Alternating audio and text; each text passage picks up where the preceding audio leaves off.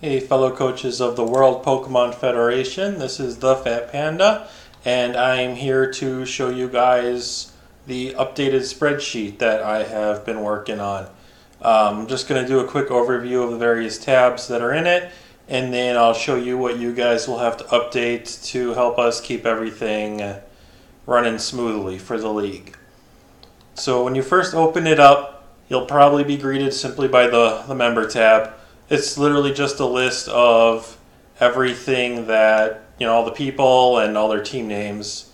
There's probably not a lot you'll need from here, but it's just a quick handy list if you need it.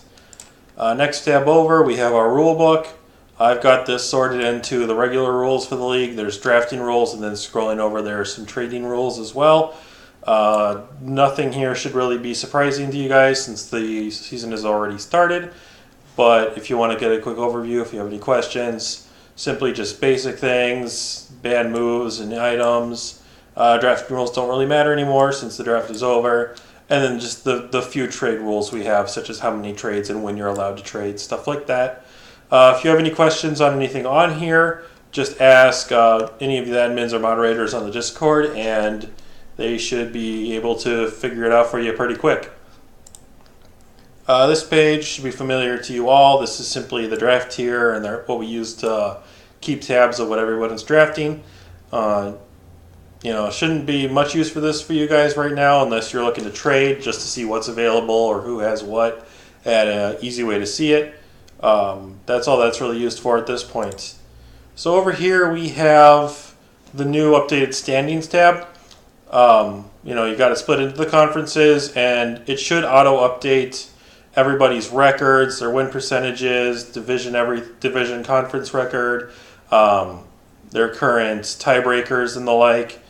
Everything here should auto-update, so it should always be fully updated for you if you want to check out where your team stands. Or off to the side here, we have the current MVP leaderboard. Hopefully, I'll be able to update this at the end of every week. I plan to update it at least every week. Sometimes I'll probably end up doing it more if I notice something has changed. But this is simply where if you want to see what the top performers of the various teams are, I've simply just got, first, second, and third place here. Just as an added little bonus if one of your guys is doing especially well. Alright, here we have an updated version of the schedule. It's simply sorted by, week 1, week 2, week 3, all through all 12 weeks we have. As far as what you guys will be doing, this is one of the few pages you'll probably have to update anything on. Whenever you have a match, if you could go through and in the winner column, just put the abbreviation of whatever team won. So for example, I'll use one that just simply hasn't happened yet. So we have Detroit versus Spain right here. Let's say Detroit wins their match. Just throw in DET. And then the score, if he wins 3-0, good for him. Right here, the replay tab, the replay column, I should say. Just copy over the Pokemon Showdown link, and then you can insert the link right here, and it'll make it so that there's a tab so that someone can check out the replay if they want, or we can look at it if something didn't update correctly or whatever. The one thing to note here is, let's say, so that was for like a Detroit one, but if Spain had won, you throw him in. But if he'd won 3-0, you don't put in 3-0. Make sure you put in 0-3, because if you look at the order of these two guys, Detroit had 0, Spain had 3. Just, for simplicity's sake. That way it's easier for us to read. You can kind of notice that's how it is so far for the league. But yeah, so you guys really all you have to, really you should just take one of the two people battle, just the winner, the score, and then to throw the replay in there for reference later. That'd be amazing. If it is a forfeit match, if one of you guys could just come through and, for example, this one, Washington forfeited to the Mad City Machamps, just throw in the winner. The score obviously is 6-0, although that is actually incorrect right there. So, keep an eye out for those kind of things. And then just throw forfeit in there, and because there is no replay for that match. But yeah, hopefully between this we can keep everything it's a little more compact, and everything can just be a little bit more fluid than it was before. So those are the tabs that pretty much everyone is going to want to look at. Then off to the side here, I've got everybody's individual team tabs. So I'll just go into the first one here, which is the Saskatchewan Septiles. You'll notice quite a bit has changed from the originals.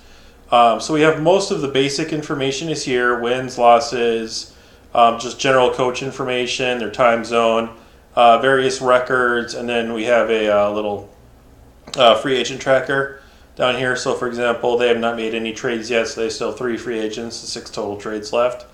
Off to the side, we have their roster changes. Generally, all 6 slots should be enough because that's all the trades someone will have for the league. There are some corner cases where if we lose a coach and the new coach comes in and gets some free trades, we'll figure that out later. But for now, for example, let's say they were to, for some reason he wanted to trade his Tapu Fini away. Just throw in Tapu Fini, whatever its stats were from before you traded it, and then whatever you threw, your gaining goes over here. It's fairly simple. It's just a quick way to reference the trades and keep track and make sure no one's getting more trades than they should be getting. Right below it, we just have a weekly tracker. It's a quick way to reference how each week has gone, and it's also a way to make sure that the differential is currently updating correctly, because everything here should be auto-updated. Below that, here we get into the current roster. Off to the side here is just a list of every mon. Not necessarily an exact draft order, but it's just sorted by the tiers that you had to draft by, and then there's the 4 picks in the order that they were picked. Z captains are highlighted in the green here. As you can see, the Z captain itself is highlighted. So, for example, Saskatchewan's Z captains are Hydreigon and Shaman. We have kill list, death list, pretty easy. For example, Medicham has 6 KOs, has fallen once, so it's got a +5 for its differential. We have a list of how many games they've played in, how many games they've won, and then this is just for tracking to make sure that points are all being done correctly. For example, he's used 960 of his 1,000 points, so he didn't go over. Excellent. You'll notice that I've taken away the passives, passive KOs and the passive deaths, because all they really seem to do was add confusion, and there's really not a whole lot of a reason for it when everything just gets added up in the first place. So I've kept it down to simply KOs and deaths. It makes it a lot simpler to update. If you're in a battle and let's say you're opposing, like an opponent's Pokemon goes down to Explosion or Destiny Bond or Life Orb Recoil or something like that, since you don't technically get a KO for it, I have right down here non-combat KOs. That'll show how many of your opponent's Pokemon have fallen due to their own actions. This is simply used to help keep the differential accurate, because while your Pokemon don't get credited for the KO, your team as a whole does. This down here is new. It wasn't in the original team sheet. This is what you guys are going to be updating. Everything up here is locked for you. Most of it updates automatically. Some of it the moderators or admins will have to do, which is the individual sheet stats right here.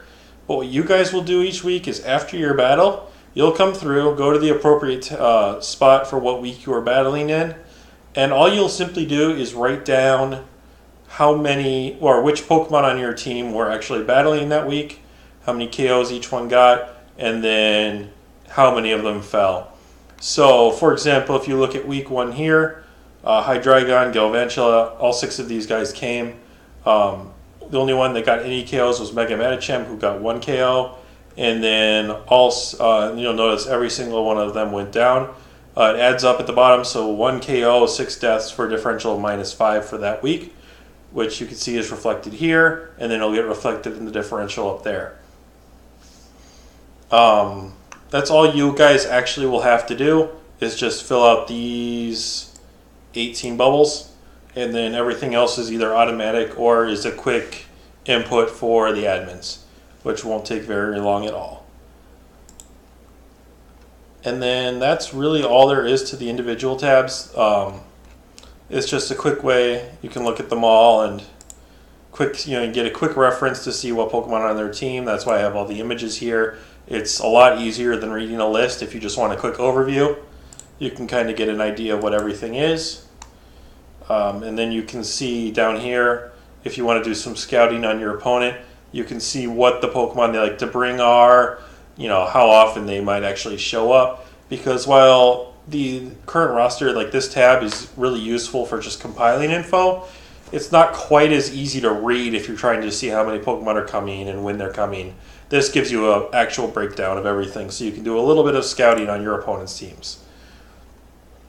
And that's really all there is to it. The only things you have to update are on the schedule tab. You'll want to update the 3 bubbles for each match, and then you'll want to go over to your own team's tab and update this. Everything else will be handled by someone else, and if you could do that would be great. The one reason I actually bring it up that you want to make sure you're doing this is because if you do look at the rulebook, under the trading rules, your team has to be, if you want to make any trades at all, your team has to have battled for that week and your tab has to be updated. Now, let's say you update this, but a moderator hasn't gotten to updating this part yet, then you're still fine. As long as you have done this bubble, you can make your trades. This is just simply a way to make sure that people are actually accurately updating everything. Because sometimes, it's easy to forget, or people get lazy or discouraged when they lose. But we got to make sure that everything does get updated. But that's all. Just make sure you update the schedule, make sure you update your page, and everything will be all right. That's all there really was for this video. I just wanted to show all this stuff to you guys. This is the Fat Panda signing out.